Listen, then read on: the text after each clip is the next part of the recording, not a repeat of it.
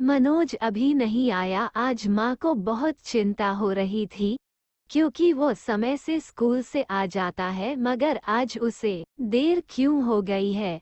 माता मनोज को देखने जाती है, क्योंकि वो घर नहीं आया था जब वह स्कूल में जाती है। उसके बाद चौकीदार से पूछती है।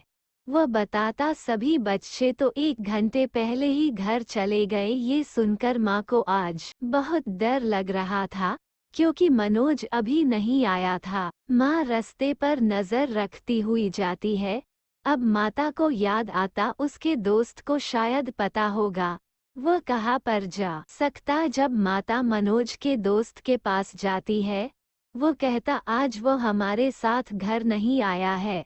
उसने कहा था कि वो घर जा रहा है, मगर वो अभी नहीं आया। अभी मनोज 12वीं कक्षा में पढ़ता है, वो समझदार है, मगर आज घर क्यों नहीं आया है। माँ को बहुत चिंता हो रही थी, कुछ भी समझ नहीं आ रहा था। वो घर जाए या फिर खोजने जाए, कुछ भी समझ नहीं आ रहा था। अब माता को लगता घर जाती हूँ, अपने पड़ोसी को सब कुछ कह देती हूँ। जब वह घर जाती मनोज घर पर था।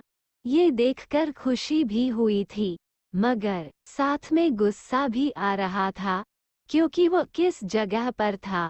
मनोज कहता है, मुझे देर हो गई है, इसके लिए मैं माफी मांगता हूँ, मगर मैं एक बूढ़े अंकल को घर लेकर गया था। वो अचानक से बीमार हो गए थे। वो मेरे पास में खड़े थे जब मैं रोड पार करने वाला था। वो कह रहे थे, मुझे मदद चाहिए। मैं उनके साथ रिक्शा में गया था। जब वह घर गए थे, उन्हें काफी अच्छा लग रहा था, क्योंकि वह समय पर दवाई ले चुके थे। अब माता को लगता है उनके लड़के ने एक अच्छा काम किया था, मगर उन्हें चिंता भी बहुत हुई थी।